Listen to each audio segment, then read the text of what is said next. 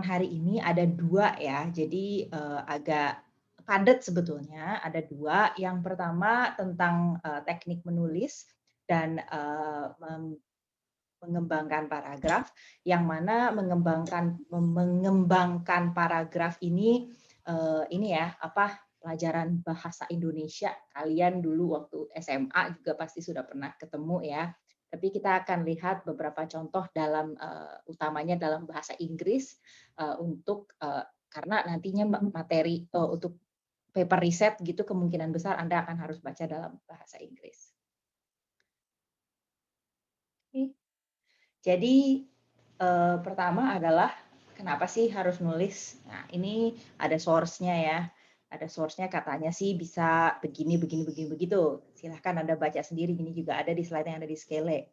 Tetapi, eee, pasti saya yakin nggak usah ngikutin teori yang ada di si Douglas Reeves ini, saya yakin Anda sendiri pasti punya, motivasi masing-masing untuk menulis, walaupun, sekedar nulis biar, bisa jadi biar skripsinya jadi dan biar lulus. Nggak apa-apa, itu memang, motivasi masing-masing orangnya beda. Contohnya, misalkan saya ada motivasi tambahan untuk menulis karena, ada kriteria jumlah jurnal yang harus dihasilkan oleh dosen.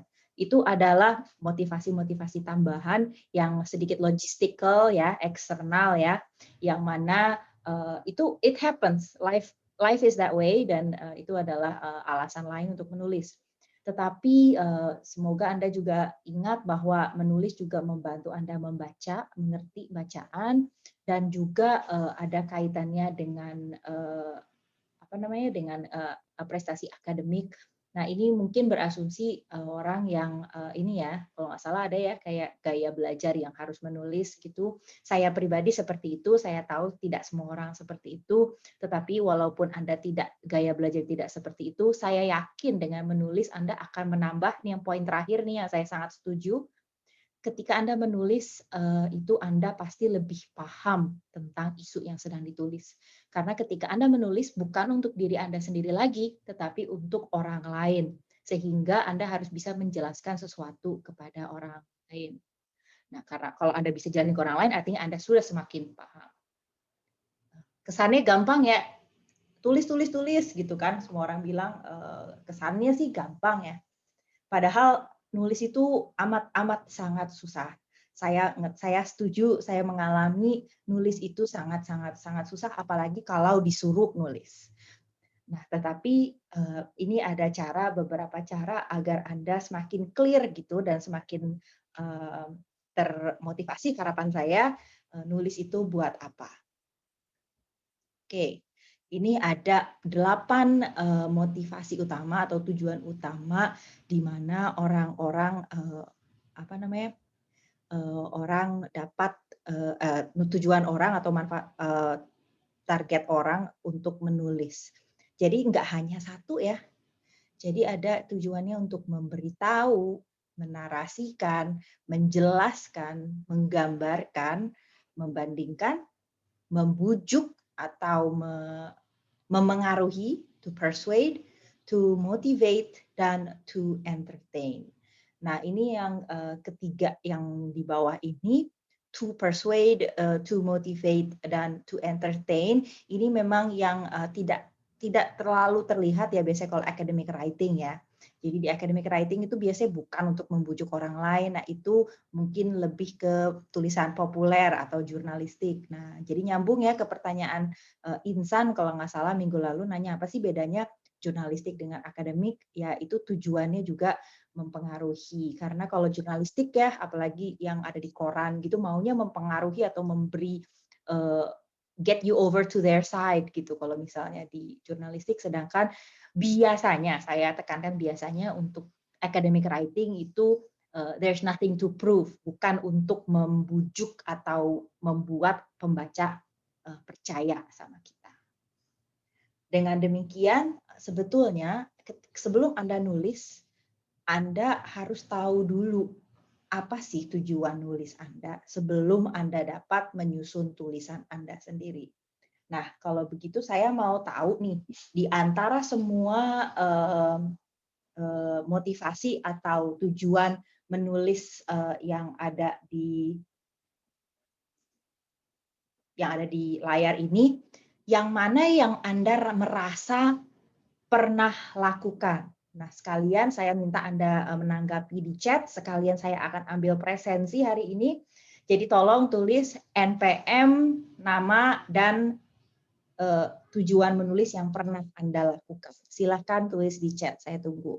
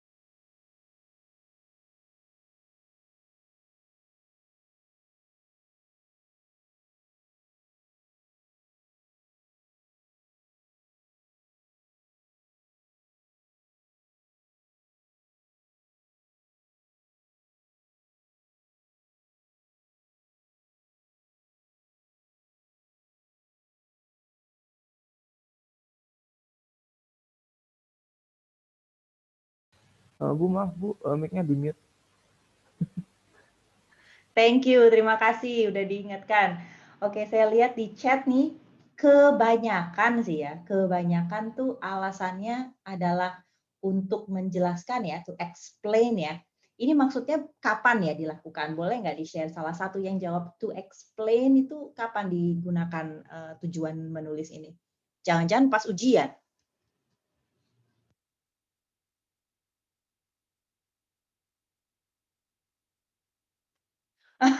Menulis dokumentasi program. Oke, good point. Yes, itu menulis dokumentasi program. Emangnya Dipta bikin dokumentasi program itu maksudnya yang selain komen ya? Berarti dokumentasi gitu ya? Ya kayak readme.md gitu. Oke, kayak readme. Oke. Oke, make sense. Computer scientist suka nulis readme. Oke. Pas ngerjain white paper Kombistek. Oh, berarti udah ada ya mata kuliah lain yang sudah melatih untuk menulis. Ini kebanyakan yang tentang explain ya. Nah, untuk yang menjawab explain dan inform. Nah, itu udah ada yang nulis nih, udah ada yang nulis inform. Misalkan Naura udah bilang inform. Naura pernah inform siapa? Tentang apa? Boleh diceritain nggak?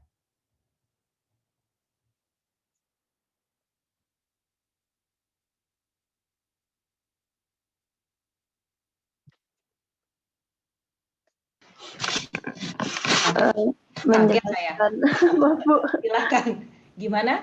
Ini tulisannya no inform. Ini pertama kali muncul bukan explain, inform. Gimana tuh Naura? Menjelaskan suatu informasi. Oh, menjelaskan suatu informasi. Contohnya gimana yang pernah dilakukan sama Naura? Apa ya?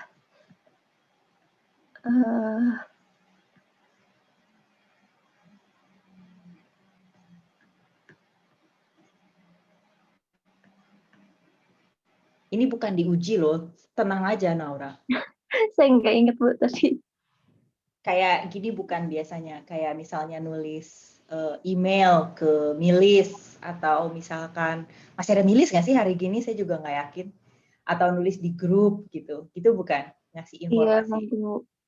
Oke. Oke, walaupun itu tidak resmi ya, tetapi itu juga boleh termasuk ke inform. Nah, yang saya penasaran, terima kasih Naura. Nah, yang saya penasaran nih saya tadi lihat ada jawaban, saya random aja ya. Tadi, saya lihat ada Luisa bilang to explain and to inform.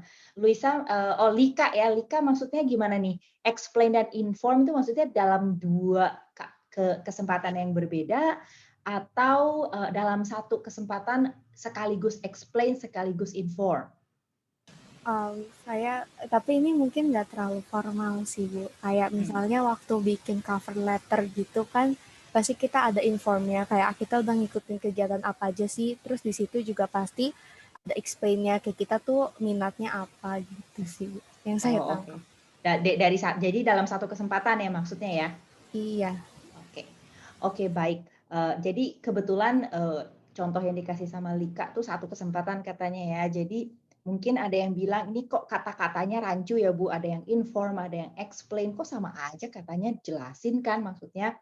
Memang beda-beda tipis ya antara yang mana yang dimaksud dengan to inform dan to explain dan to describe. Yang di atas 4 ini nih, ini agak-agak mirip dan sulit dibedakan. Jadi itu yang mungkin agak tricky ya. Cuman biasanya kalau narrate itu kita menceritakan suatu kejadian, biasanya. To describe kita menceritakan suatu benda. Jadi kita ceritain ciri-cirinya. Nah, to inform dan to explain itu perbedaannya terdapat pada orang yang mendengar kita atau orang pembaca kita tuh sudah tahu atau belum tentang apa yang kita ceritakan. Jadi kalau to inform, kita memberi informasi, memberitahu itu lebih berasumsi pada bahwa orang tersebut belum tahu sama sekali tentang apa yang kita ceritakan. Dan kalau sedangkan to explain itu kita bisa berasumsi bahwa pembaca kita tuh udah tahu dikit sih, tapi mungkin belum terlalu tahu detailnya sehingga kita jelaskan.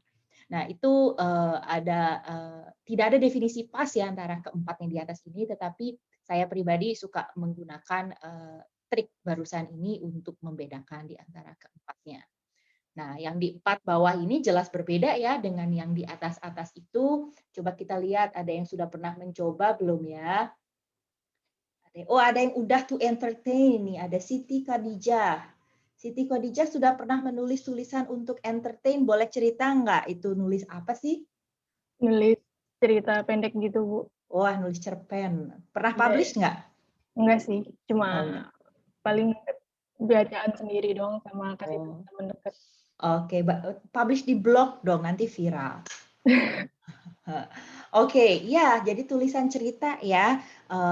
Nah, barusan diceritain sama Siti Khadijah itu katanya fiksi, saya asumsikan fiksi ya. Jadi salah satu tujuannya adalah untuk entertainment. Kalau lab report atau economic report itu termasuk inform, Bu. Nah, ini mungkin kombinasi ya antara tadi cerita apa pertanyaan Insan ya. Kalau lab report itu mungkin inform juga iya, karena hasil lab report misalnya nih ya, kan orang yang baca belum tahu hasil kamu apa. Jadi iya inform, tetapi biasanya lab report kan nggak cuma ngasih hasil doang kan, tapi ada analisisnya ya. Sehingga mungkin juga bisa termasuk to explain. Jadi gabungan keduanya seperti yang tadi contoh yang diceritakan sama Lika. Mungkin pas seperti itu. Ada lagi nggak sih yang lucu-lucu? Ada nggak nih to explain, to persuade, ada nggak nih to persuade? Sorry, saya cari dulu nih. Ada yang bilang to persuade nggak? Saya nemu nih ada Eko Julianto. Eko udah pernah nulis untuk persuasi. Persuasi apa nih? Paling kecil-kecilan sih, Bu. Buat argumentatif essay aja gitu. Oh, itu buat apa tujuannya waktu itu Anda pernah buat? Agak random sih saya nulis ini, Bu. Jadi kayak udah lupa juga, maaf. Oh, buat apa? Itu buat dibaca publik atau buat diri sendiri? Kayaknya ada prompt gitu, terus saya jawab, tapi udah lupa gitu. Oh, jadi ada activity atau apa gitu, pernah diikutin gitu bukan? Oh, oke. Bukan activity, kayak random di forum atau apa gitu, Bu. Oh, di forum. Iya. Oh, bener juga ya. Jadi kalau ya di forum-forum, misalnya di komentar di ini ya di kolom komentar di sosial media ya, kayaknya banyak tuh yang persuasi tuh di situ tuh. Iya. Oke, ya. Oke, saya ngerti. Oke, terima kasih. Oke, terima kasih semuanya. Itu Bu paling bawah tuh announce apaan tuh? Nadif katanya, kenapa Nadif? Oh, mau nanya bukan Nadif barusan ini?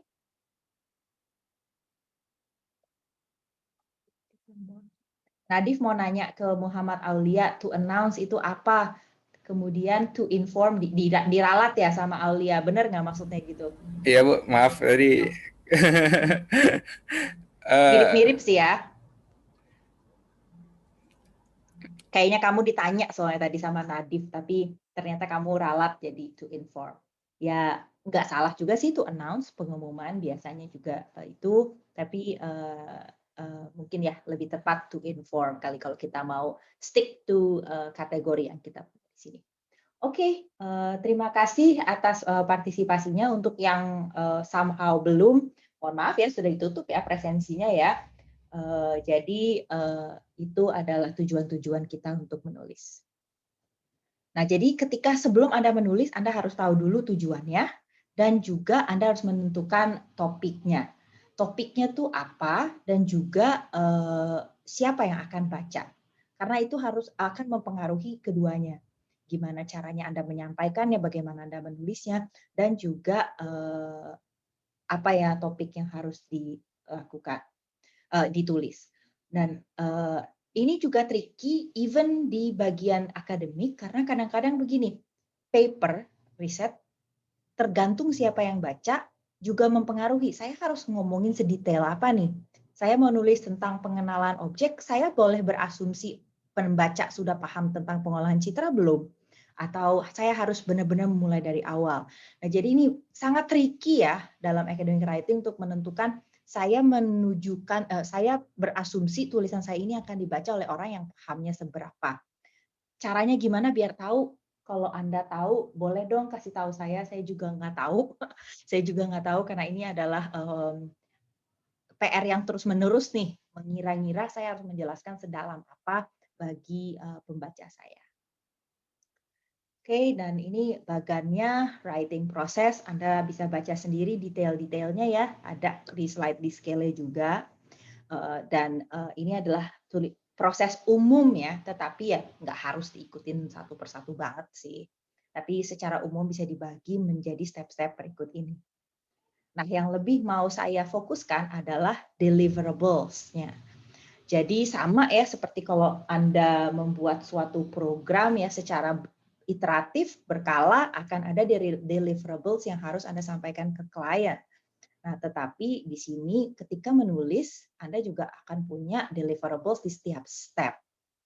Jadi pre-writing itu kadang-kadang itu nggak usah kalimat lengkap dulu tuh biasanya, cuman notes, cuman ide, cuman bagan, cuman coret-coretan aja itu ada yang akan menjadi bahan tulisan. Kemudian ada rough draft di mana Anda udah mulai nih nulis. Nah, kalau saya pribadi biasanya mulai dari nama-nama bab atau nama-nama subbagian dulu gitu. Jadi misalnya bab 2 saya tahu bakal ada apa-apa-apa gitu. Jadi judulnya dulu. Dan ini nggak usah mikirin grammar dulu juga, pokoknya tulis apa adanya. Kemudian dari rough draft itu yang udah ditulisin dengan grammar berantakan itu barulah mulai dibaca ulang dari awal lalu ditambahin, dikurangin untuk melengkapi menjadi tulisan yang terrevisi. Nah, di sini biasanya saran best practice-nya adalah antara nulis rough draft dan kemudian merevisi, jangan langsung. Karena setelah nulis rough draft tuh ya biasanya itu siwer gitu, udah itu saya udah lihat kalimat ini berulang-ulang.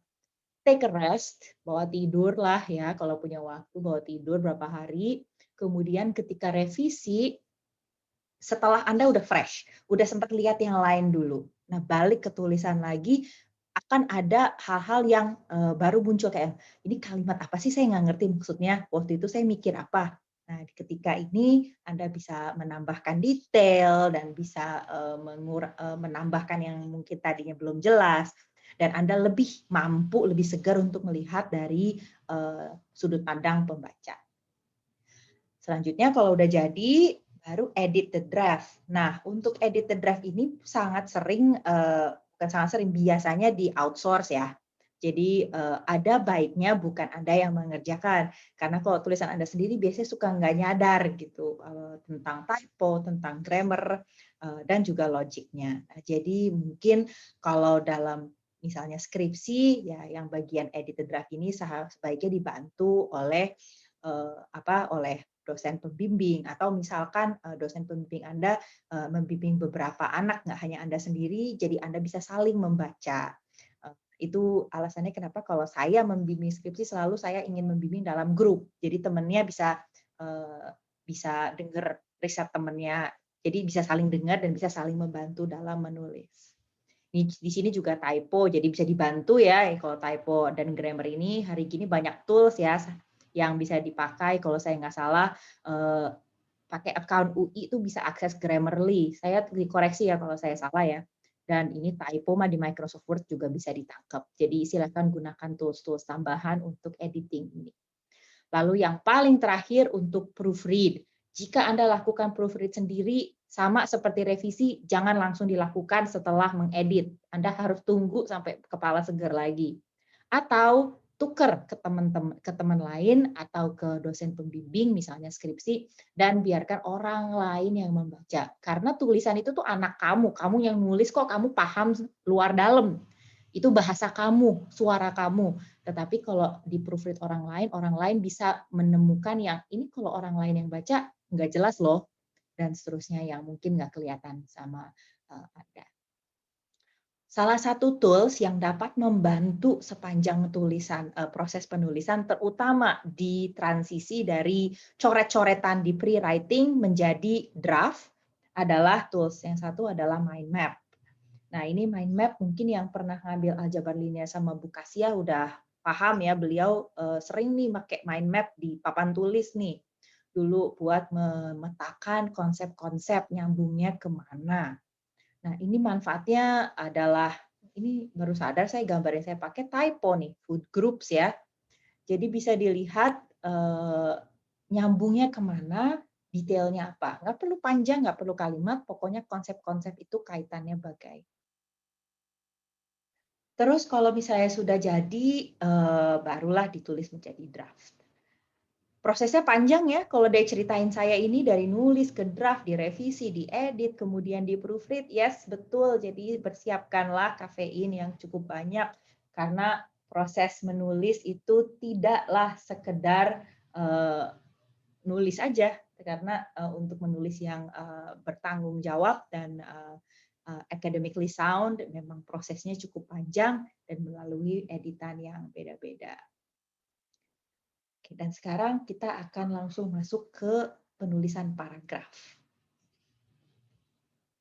Saya yakin Anda semua sudah pernah belajar di ini ya. Mungkin MPKT juga sudah latihan, mungkin di pelajaran bahasa Indonesia di SMA juga saya yakin sudah pernah. Paragraf itu apa? Saya nggak akan ulangi lagi, Anda bisa baca sendiri. Tetapi yang perlu diingat di sini adalah satu paragraf itu harus saling nyambung dan saling mendukung. Itu dia.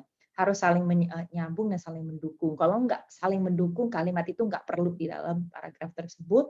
Dan ada rule of thumb, paling tidak satu paragraf harus ada 3 kalimat. Nah, ini kenapa saya tekankan, karena kalau ada paragraf yang terlalu pendek, isinya cuma 2, dan terlalu panjang kalimatnya, mungkin Anda perlu pecah menjadi paling tidak 3 kali.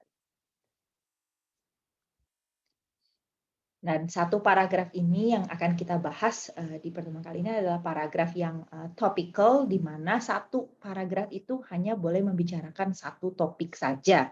Karena kayak tadi saya bilang, harus saling mendukung dan bergerak sebagai satu kesatuan. Jadi dalam satu kesatuan itu maksud saya adalah ini kayak blocks gitu. Jadi kalau kamu mau memahami sesuatu yang topik yang besar, satuan yang Anda pelajari adalah paragraf. Saya baca satu paragraf, saya paham sesuatu, baca paragraf berikutnya jadi paham yang lain, dan seterusnya. Jadi nggak cuma dalam satu paragraf yang saling mendukung, tetapi juga urutannya, kalau masuk ke poin berikut ini, urutannya juga jadi penting. Karena kita akan mempelajari satu paragraf sebagai satu kesatuan, oke saya ngerti, baca selanjutnya, oke saya ngerti, berarti urutan munculnya juga penting. Dan satu paragraf itu harus koheren. Kita akan lihat lebih detail apa itu koheren di slide selanjutnya. Karena ini hal yang penting. Kayak tadi saya bilang, ini satuan nih, satu paragrafnya. Jadi kita harus yakin bahwa satu padetan ini itu adalah yang bisa saya kunyah sekali ini bersama-sama, langsung saya dapat, saya telan satu hal bersama-sama. Kalau terlalu banyak komponen, nggak enak nih saya satuin jadi satu gigitan paragraf ini.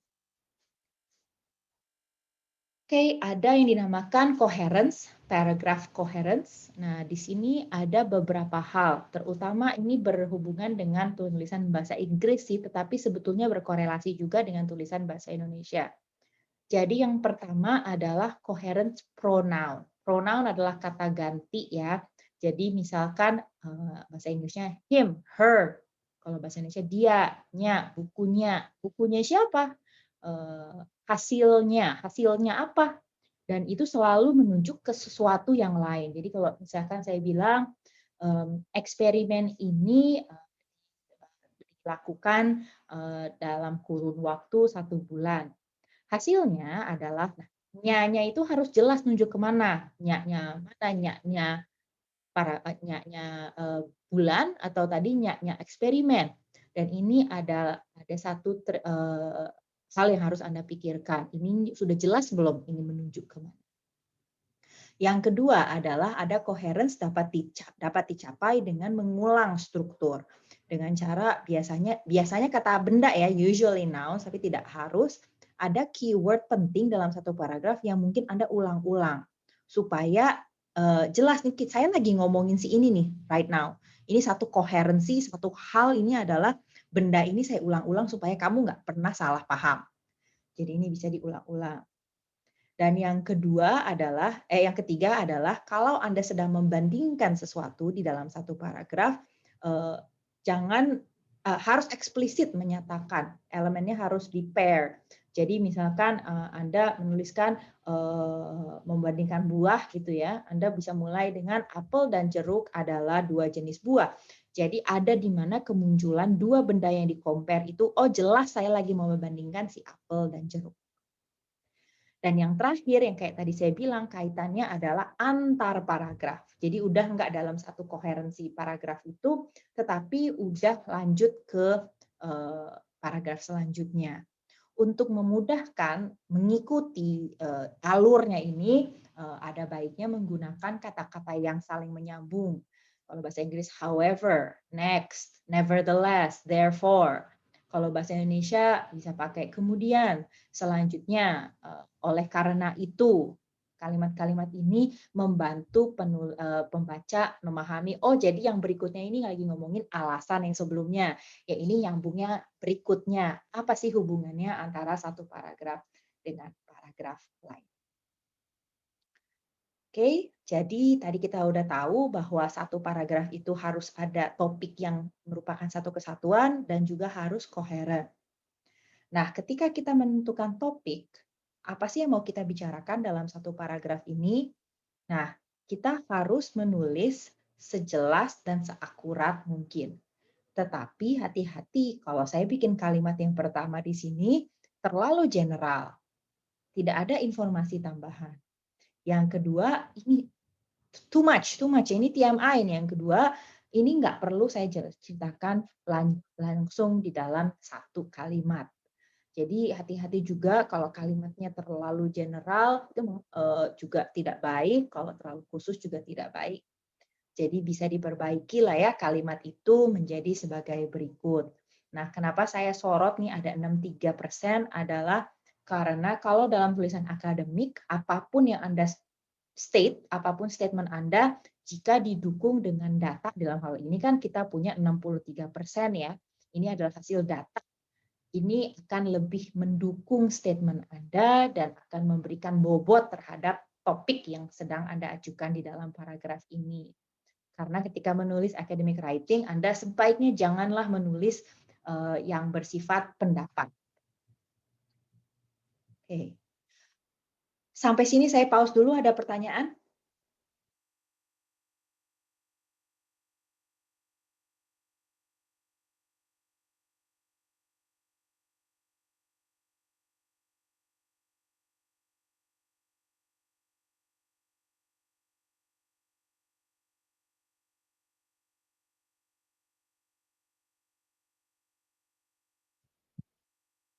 Belum ada? Belum ada pertanyaan? Oke, baik. Kalau begitu saya akan tunjukkan contoh, saya mau nanya, saya yang nanya. Oke, source ini berasal dari help sheet paragraph yang ada di atas ini ya. Dan ini juga sudah saya taruh di Skele. Jadi Anda sudah bisa akses sendiri dan mempelajari detail tentang contoh-contoh yang saya tunjukkan di sini. Udah ada di scale ya? Coba tentukan yang mana kalimat utama dari paragraf-paragraf berikut ini. Saya akan kasih waktu kurang lebih 1-2 menit untuk menentukannya. Kalau NPM Anda berakhir dengan nomor ganjil, baca yang kiri. Kalau berakhir dengan angka genap, baca yang kanan. 1 menit ya.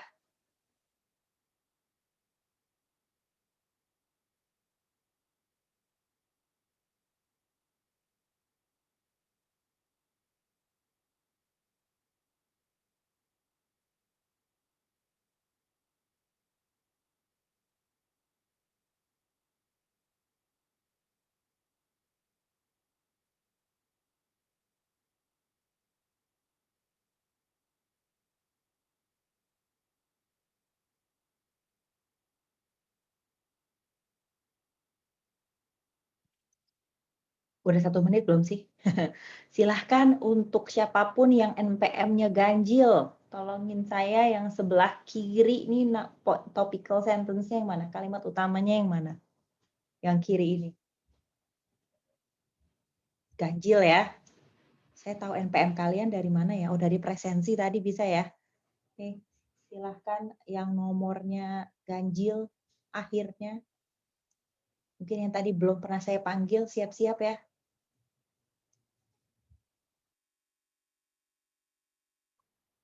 Dan nomor ganjil. Jonathan. Nah, Jonathan nomornya berakhir dengan nomor 5, berarti ganjil ya. Kalau nomor kiri, yang kiri kalimat utamanya yang mana ya? Halo Bu. Ya, silahkan. Menurut saya yang kalimat pertama, yang gold, a precious metal, is prized for two important reasons. It is both beautiful and useful. Oke, great. Terima kasih, Jonathan. Nah, untuk yang kanan kayaknya udah ada yang jawab nih. Ada Rafif dan Gani ya. Jadi saya nggak perlu panggil ya. Terima kasih Rafif dan Gani. Mereka bilang, these few examples show that failure in school does not always predict failure in life. Nah, jadi di sini kita lihat ya, betul kedua jawaban ini dari Gani and Rafif dan juga dari Jonathan. Kita dapat menentukan kalimat utamanya seperti itu.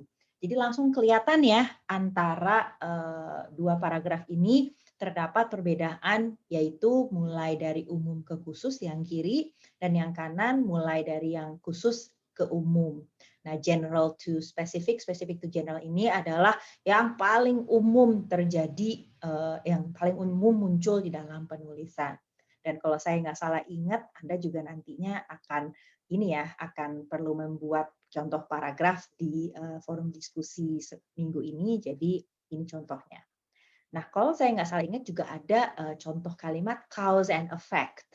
Nah, ini juga ada contohnya, kayaknya saya nggak punya sih di slide saya, tetapi sebetulnya cause and effect ini juga kurang lebih sama, jadi kita mulai dari apa penyebabnya, lalu masuk ke hasil atau sebaliknya, dan juga ada juga yang berurut ya, jadi pertama ini yang dilakukan, kedua ini dilakukan, dan ketiga ini yang dilakukan. Jadi itu adalah jenis-jenis penulisan paragraf yang umum dapat Anda temui.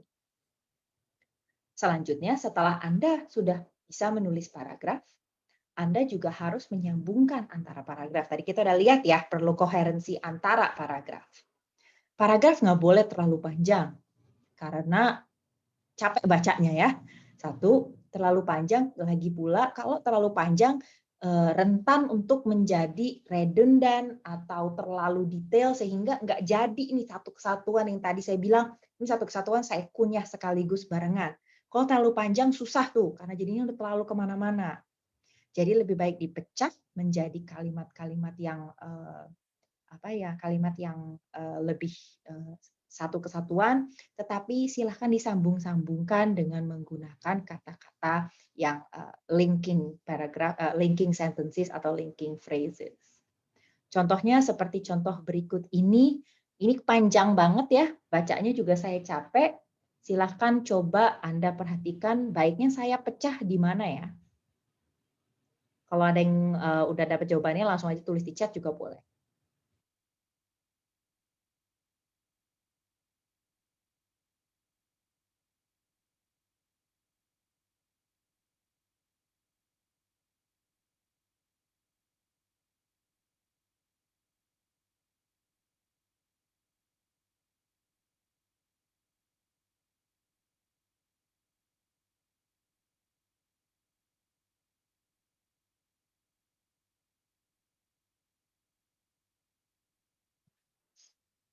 Ada yang udah dapat?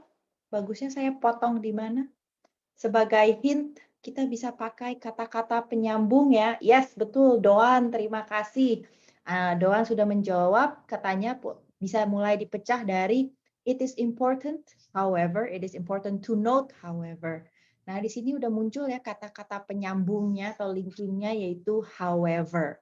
Di mana kita membicarakan sesuatu nih di depan nih, high emotional intelligence, bla bla bla bla bla.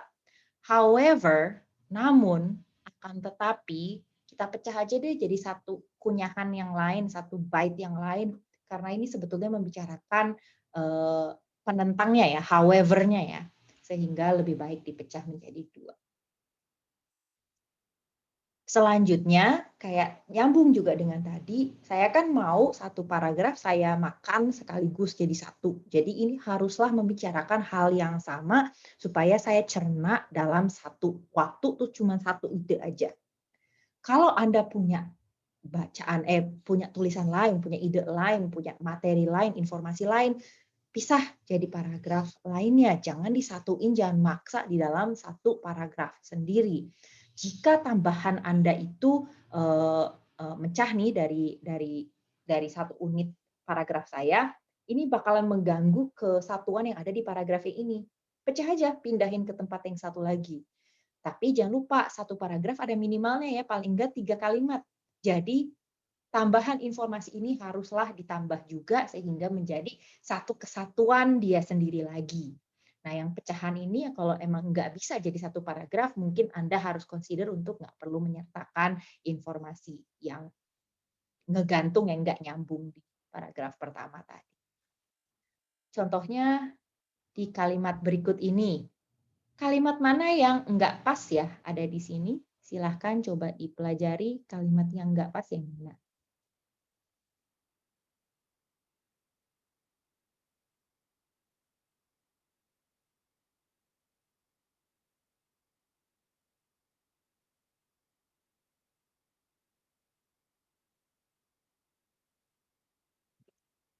Kelihatan ya barusan saya kepencet terus jadinya pada lihat jawabannya ya. Ya sudah nggak jadi nanya deh.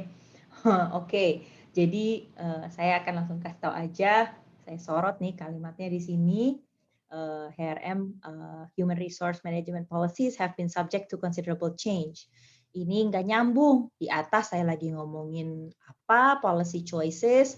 Ada 4 C's yaitu degree of congruence and so on. Kemudian ini kesimpulannya adalah policy maker menemukan 4 C's ini bermanfaat. Ini nggak ada hubungannya sama sekali ya. Ini bukan lagi tentang policy choices, tetapi ngomongin perintilan lain tentang HRM policies. Jadi kalau udah pada capek dengerin yang bahasa Inggris, kita pakai deh contoh bahasa Indonesia. Ada nggak sih kalimat yang nggak pas di sini?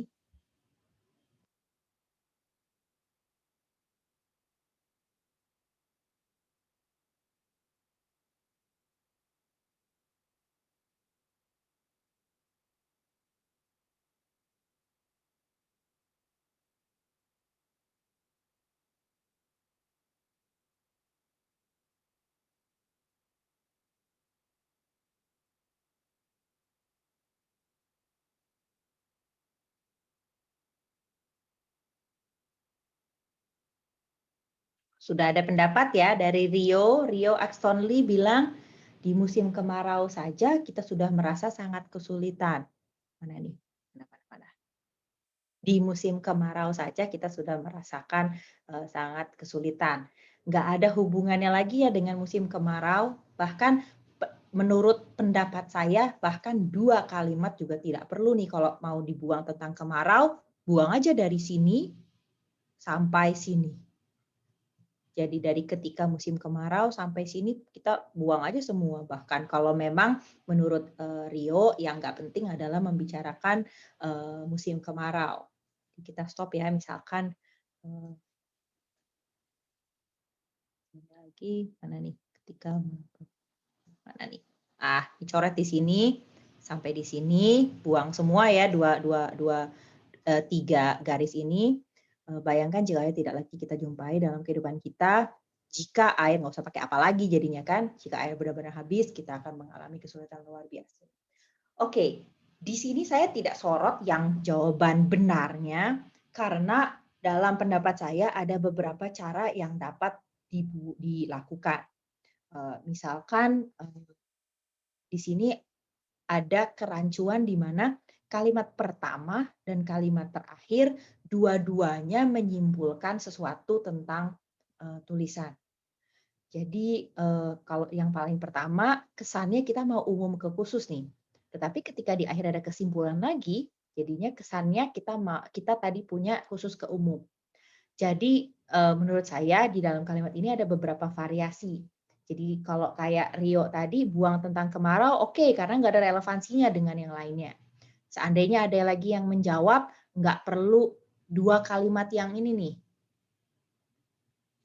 Dua kalimat yang panas saya. Mana sorotan saya ini? Misalnya ada yang bilang juga nggak perlu ini, nggak perlu ini. Nggak perlu kan? Karena ini pendetailan. Boleh, boleh saja. Nah, di sini ada ruang untuk menentukan yang mana yang tidak penting. Yang jelas kita sepakat bahwa paragraf ini terlalu panjang. Tidak satu kesatuan dan tidak koheren. Tambahan, ada satu yang ingin saya sorot juga, nyambung dengan pertanyaan yang kemarin. Ada satu kalimat yang bersifat sedikit persuasif ya. Bayangkan jika air. Bayangkan tuh kata aktif loh. Kita nyuruh pembaca. Bayangkan begini-begini. Nah ini lebih jarang ditemui di dalam tulisan akademik. Bukan berarti nggak boleh, ada aja yang pakai. Tetapi sedikit tidak terlalu lazim jika digunakan dalam tulisan akademik. Jadi kalau nyontoh lagi nyambung lagi ke pertanyaan Insan kemarin, ini salah satu contoh juga yang gayanya lebih menuju ke gaya jurnalistik populer dan bukan ke tulisan akademik. Oke, dan selanjutnya tentunya tidak hanya topical paragraphs yang akan kita temui ya. Dari tadi kita membicarakan topical paragraphs, paragraf-paragraf yang punya topik dan membawa informasi. Tetapi ada juga jenis-jenis paragraf lain seperti ini, pengenal atau pengantar, transisi, misalnya kita mau nyambungin ke hal lain, dan concluding paragraph, yaitu menyimpulkan semua yang udah dibacakan, diomongin di paragraf-paragraf sebelumnya. Selanjutnya, kalau misalkan kita mau membaca suatu tulisan, ada kalimat-kalimat yang tidak efektif. Misalkan membahayakan, di sini contoh ya, membahayakan bagi penderita. Sebetulnya secara bahasa Indonesia membahayakan penderita juga cukup. Dan dari hasil penelitian, kalau saya menghemat semua kata-kata yang dipakai, saya bisa mengurangi panjang dokumen saya by 50%, by 50%. Nah ini saya curiga nih, ini kalau kalimat yang tidak efektif ini jangan-jangan berasal dari orang-orang yang berusaha menemui kuota tulisan, tahu kan? Kalau misalnya tes tulisan, misalnya buatlah esai minimal 200 kata gitu. Jadinya dipanjang-panjangin biar cepat-cepat melengkapi. Ya, kalau buat syarat penulisan tugas banyak tuh yang melakukan seperti itu, tetapi sebetulnya ini bukanlah praktek yang efektif karena bertele-tele dan tidak menambah informasi, tidak menambah bobot informasi yang terkandung di dalam kalimat tersebut. Selain itu yang perlu diperhatikan ketika menulis adalah ejaan ya atau spelling, terutama jika Anda menulis dalam bahasa yang bukan merupakan bahasa ibu ya. Dalam hal ini mungkin yang relevan dengan kuliah ini adalah menulis dalam bahasa Inggris. Jadi jadi spelling ini mungkin tricky dan juga harus konsisten ya. Jadi kalau memang ada yang spelling tertentu misalnya ada kalau dalam bahasa Inggris tuh misalkan sub-network. Ada di mana yang menulis sub-network itu pakai strip, ada juga yang enggak pakai strip. Anda mau pakai yang mana? Konsisten. Sepanjang tulisan harus sub-network pakai hyphen, sub-strip hyphen. Kalau gitu konsisten dari awal sampai akhir, jangan boleh berganti. Sama seperti pembagian kata. Pembagian kata ini lebih kepada formatting ya. Kadang-kadang di akhir baris kan harus ngelangkah ke bawah ya. Jadi misalnya strip, berikan. Nah, itu ada itu harusnya hyphenation, Bu. Astagfirullah, betul Nadif. Terima kasih. spellingnya salah ya. Di dalam slide ini saya langsung koreksi aja deh. Terima kasih banyak atas koreksinya Nadif, saya langsung koreksi. Tadi di mana ejaan? Hyphenation. Thank you. Terima kasih Nadif. You're right. Saya terima kritiknya dan kita langsung perbaiki ya. Sampai mana tadi? Oh, word division. Tadi ketika misalnya di dalam barisnya tuh habis di akhir, tapi space-nya masih ada nih. Astagfirullahaladzim. Jadi di ujung itu kita harus konsisten di mana kita mau membagi kata tersebut. Hari gini, tapi kalau misalnya pakai Word, kayaknya udah dilakukan otomatis ya kalau kita lakukan formatting. Juga LaTeX juga akan membagi kata kita secara otomatis juga. Jadi gunakanlah tools word processor yang sesuai. Lalu yang terakhir kata-kata asing. Kalau Anda menyitir kata asing, maka Anda harus menuliskannya persis seperti yang ada di bahasa tersebut dan ditulis dalam huruf miring atau italik. Nah, yang sering terlupa adalah ketika kita menulis bahasa Inggris, bahasa Indonesia itu berarti adalah bahasa asing itu bahasa Indonesia. Jadi kalau Anda lagi nulis bahasa Inggris, lalu perlu menyebut sesuatu dalam bahasa Indonesia, ya bahasa Indonesianya harus miring. Karena dalam konteks tulisan bahasa Inggris, bahasa Indonesia itu adalah foreign. Jadi itu hati-hati, jangan lupa kalau kita mengatakan foreign itu bukan kitanya, tetapi berdasarkan tulisan kita yang sedang kita tulis saat ini. Dalam bahasa Indonesia ada KBBI daring yang sudah bisa dibaca, tapi seingat saya KBBI-nya linknya ini terakhir pada bulan 2020. Oke, jadi cukup baru ya. Jadi kalau saya juga suka nggak bisa keep track kata-kata apa yang sudah masuk ke dalam kata serapan bahasa Indonesia, udah banyak nih kata-kata yang masuk ke dalam kata serapan bahasa Indonesia. Jadi silakan dicek di KBBI apakah sudah ada versi bahasa Indonesianya atau belum. Contohnya konvolusi sekarang sudah ada di KBBI seingat saya. Dan yang mana silakan dicek di website KBBI dari.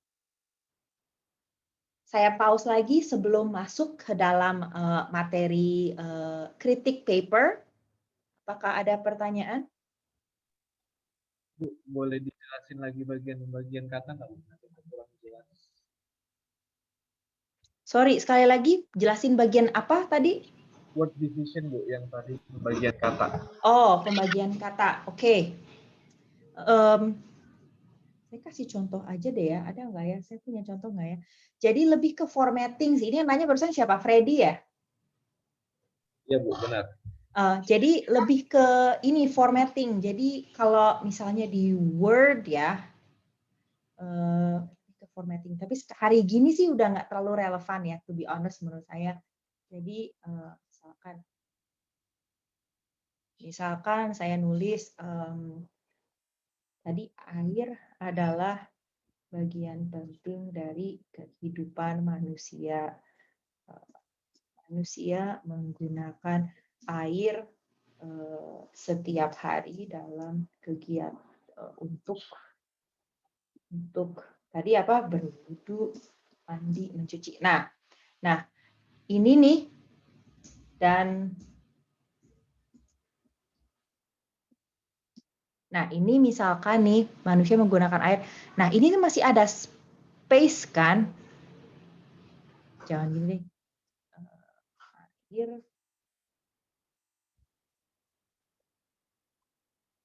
Ini masih ada tempat nih, masih ada area nih di sini kalau kita lihat marginnya.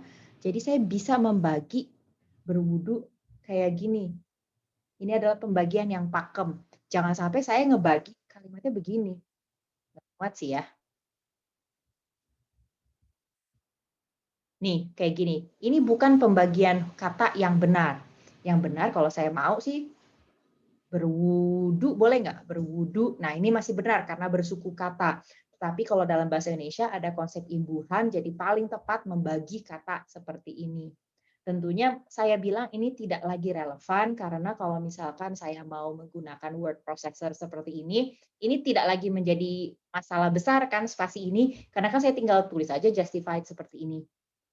Jadi dengan word processor hari gini pakai LaTeX atau pakai Word, sebetulnya pembagian kata ini nggak terlalu perlu dipusingin lagi oleh sang penulis, tetapi tools-tools yang dipakai udah bisa handle untuk kita. Udah cukup jelas belum, Freddy? Ya, udah jelas Bu. Terima kasih. Oke. Ada lagi pertanyaan sebelum saya lanjutkan?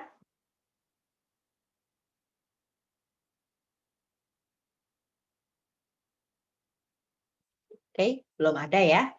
Oke, nah itu tadi nyambung pertanyaannya Freddy dengan bagian ini ya. Kalau di komik saya barusan ini, biasanya banyak waktu yang terhabiskan ketika menulis untuk formatting. Trying to get formatting details. Gitu. Ini kalau menurut saya, ini mah procrastinating aja. Jadinya selesai-selesai. Oke, kalau begitu kita akan masuk ke dalam kritik research paper. Ini panjang banget materinya di dalam di slide yang ada di Skele juga. Saya nggak akan bahas satu persatu, kita akan overall aja. Jadi sekarang kita sudah tahu ya menulis yang baik itu seperti apa. Kita juga nanti kita akan lihat bagian-bagian dari suatu research paper itu seperti apa. Jadi karena sekarang kita asumsinya sudah paham research paper itu sebaiknya seperti apa, Anda sudah bisa mengkritik karena udah tahu yang benar itu seperti apa. Kenapa perlu dilakukan? Nah, ini ini kapan dilakukan dan kenapa perlu dilakukan? Dilakukan itu ketika Anda sedang mencari literatur, ketika Anda sedang mencari paper-paper yang relevan dengan riset Anda. Kan Anda perlu melakukan review ya. Tahu ya kalau deskripsi itu bab 2-nya isinya kan state of the art atau literature review atau studi literatur. Nah, Anda kan perlu memilih nih source yang mau dipakai di dalam sebagai landasan teori riset kita, yang mana kita harus pilih kan, misalnya saya mau pilih paper A, paper B, dan paper C misalkan gitu. Nah, untuk menentukan paper apa yang mau saya pakai sebagai referensi, nah saya harus pilih yang sebagus mungkin kan. Jadi ketika saya membaca suatu referensi, saya harus bisa mengkritiknya. Oh, ini udah cukup bagus belum? Dia udah cukup menggambarkan yang saya butuhkan nggak? Dia tulisannya bagus nggak? Kalau bagus, saya bisa pakai sebagai suatu landasan atau review dari teori riset saya. Tambahannya adalah jadi tolong bedakan ya antara kritik paper dan juga review paper. Kalau kritik paper Anda sedang mengkritik atau mengomentari satu buah karya ilmiah. Kalau review itu Anda sudah memilih dari banyak sumber menjadi suatu literature study atau state of the art, istilahnya apalagi sih? State of the art, literature review, studi literatur, landasan teori untuk menjadi landasan teori riset Anda. Kenapa perlu dilakukan? Karena feedback untuk para penulisnya, kalau misalkan ini, jadi misalkan dalam bidang saya di pengolahan citra, banyak paper yang mempublish dataset. Jadi ada yang publish paper, ini dataset baru nih, dataset objek, gitu kan. Dia bilang, ini datasetnya ada 2000 gambar, bagus, gitu kan. Kemudian saya melakukan riset kritik, misalkan saya melihat tulisan dia kurang bagus, saya coba eksperimen dia kok kurang bagus. Lalu itu bahkan bisa jadi suatu paper baru yang merupakan kritik terhadap dataset dia. Contohnya seperti itu. Jadi kayak tadi dari pertama kali kita pelajari MPPI, kita tahu bahwa riset itu saling membangun kan. Apa yang udah dikerjain orang lain, saya bangun on top of it dan seterusnya. Jadi kritik juga termasuk salah satu building up on ilmu tersebut. Jadi ini adalah contoh-contohnya, bukan contoh-contohnya, alasan-alasannya kenapa kritik terhadap karya ilmiah yang sudah ada dapat bermanfaat tidak hanya untuk kita, tetapi juga untuk masyarakat penelitian pada umumnya. Yang perlu dikritik itu apa? Components of research. Ini dia komponen-komponen riset yang umum. Kalau Anda mau lihat detail dari masing-masing komponen ini, versi lengkap dari slide-nya dapat Anda lihat di Skele, ada penjelasan dari masing-masing komponen. Saya akan jelaskan secara singkat aja. Jadi yang pertama itu tentang judul ya, tentang judul. Misalkan yang paling mudah caranya adalah, misalkan Freddy baca paper orang, lihat judulnya, Freddy langsung ngerti nggak? Oh, dia ngerjain ini. Walaupun nggak tahu detailnya apa yang proses yang dia kerjakan apa, data yang dia pakai apa, kesimpulan dia apa, nggak apa-apa, nggak perlu tahu dulu, tetapi ngerti nggak dia mau ngapain di dalam papernya. Harusnya judul yang baik itu begitu Anda baca, Anda langsung ngerti, oh dia mau ngebandingin ini nih, oh dia mau analisis akurasi nih, oh dia mau lihat preferensi orang nih. Harus langsung ketahuan, walaupun Anda belum tahu caranya gimana, oke Anda ngerti yang mau dia lakukan. Jadi hati-hati, jangan terlalu panjang dan jangan terlalu pendek. Nah, zaman saya dulu S1 tuh kayak berlomba-lomba tuh dulu buat bikin judul skripsi sepanjang mungkin. Jadi seingat saya judul skripsi saya juga panjang dulu. Dan dulu saya punya temen tuh judul skripsinya tuh kayak dibikin panjang-panjang gitu karena dikira keren. Nah, sekarang saya tahu ternyata judul yang panjang-panjang itu kesannya keren sih, tetapi sebetulnya tidak koheren dan mungkin tidak cukup mewakili, tidak cukup representatif karena terlalu banyak detail. Jadi hati-hati, jangan terlalu pendek dan jangan terlalu panjang. Selanjutnya untuk tema udah jelas belum? Dan yang caranya untuk mengerti udah jelas atau belum adalah misalnya Marcel baca temanya penelitian saya, langsung bisa nggak ngejelasin kepada Givari, oh si Bumia tuh papernya ngerjain ini. Walaupun Marcel nggak tahu caranya, tetapi dia bisa nggak jelasin ke orang lain. Jadi note ya, dari tadi sama nih ciri-cirinya adalah kamu bisa langsung jelasin nggak ke orang lain. Kamu sendiri udah paham belum dengan kata-kata Anda sendiri. Selanjutnya untuk identifikasi masalah. Sama cara ceknya. Jelas nggak sih yang mau dikerjain sama paper ini? Oh, dia mau yang ngatasin masalah ini. Dan bisa nggak kamu jelasin ke temannya? Kemudian untuk tujuan sama juga, apakah kamu bisa langsung paham apa yang dikerjakan dan bisa jelasin ke orang lain? Plus, apakah saling terkait nih identifikasi masalah dan tujuan penelitian? Karena ketika saya punya masalah, selayaknya tujuan saya itu menyelesaikan masalah tersebut. Jadi misalnya saya punya 2 masalah. 1, pengenalan objek masih belum bisa dilakukan dalam keadaan berkabut. Kedua, masalahnya adalah jika menggunakan deep learning dibutuhkan GPU yang besar. Misalkan itu masalah saya. Berarti tujuan penelitian saya juga harus 2. Yang satu harus berkorelasi dengan masalah yang pertama. Saya ingin membuat metode yang dapat mengenali objek di dalam keadaan berkabut. Yang kedua, merancang suatu network deep learning yang efektif sehingga tidak membutuhkan GPU. Jadi Anda harus cek apakah masalah, problem statement, dan tujuan itu saling berkaitan dan apakah tujuannya ini dapat menjawab masalah yang ada pada identifikasi masalah. Selanjutnya untuk manfaat penelitian ini lebih ke konseptual ya. Manfaatnya apa nih? Apakah ini ada gunanya buat manusia? Ada gunanya nggak buat computer science? Ada gunanya nggak buat kehidupan sehari-hari? Dan apakah ditulis secara jelas di dalam tulisan? Jelas nggak dia klaim nggak apa yang dia lakukan itu manfaatnya? Selanjutnya untuk kerangka penelitian ini lebih kepada gimana dipresentasikan di dalam paper. Nah ini makanya kita belajar ya yang dinamakan dengan logical thinking pada materi minggu lalu. Karena kita harus tahu ini orang ini mikirnya benar nggak sih dari A ke B ini tuh nyambung nggak sih? Dan bagaimana dia menyambungkan antara bab atau antara section. Untuk tinjauan pustaka, dia mengutip siapa aja. Dia mengutip paper mana lagi. Cukup ini enggak? Cukup representatif tidak? Yang dia kutip reliable enggak? Atau paper yang enggak jelas dari mana?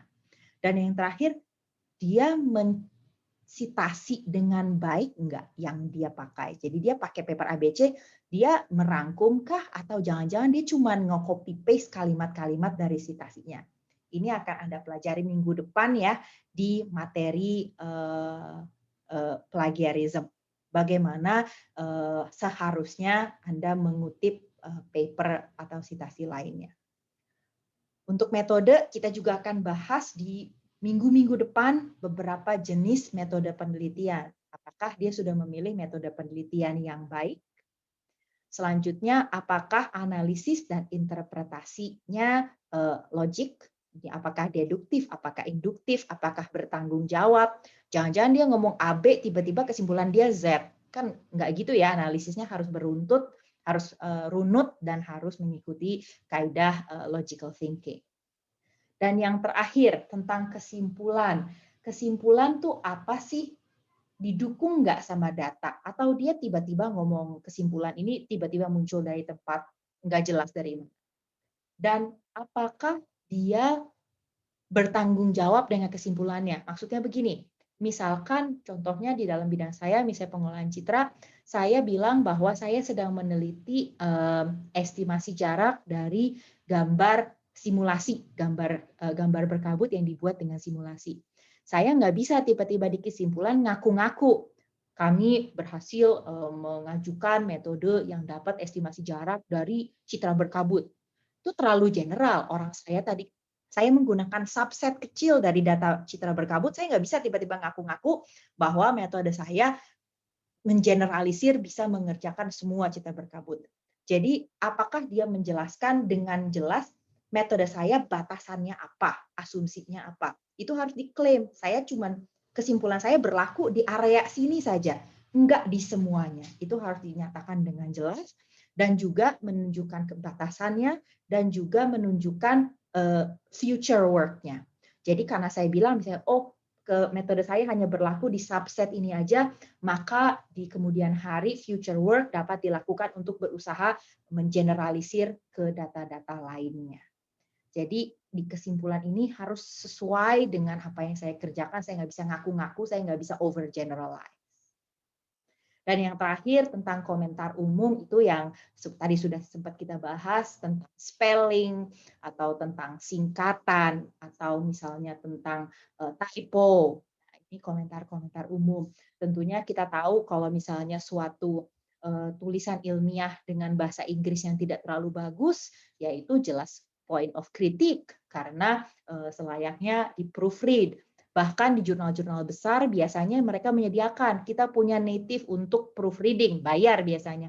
Tetapi emang selayaknya tulisan Anda harus bahasa Inggris yang baik dan benar kalau memang sedang publish dengan bahasa Inggris. Dan juga kalau suatu jurnal yang banyak typo-nya juga nggak bisa dipercaya nih, ini ngerjainnya niat apa enggak.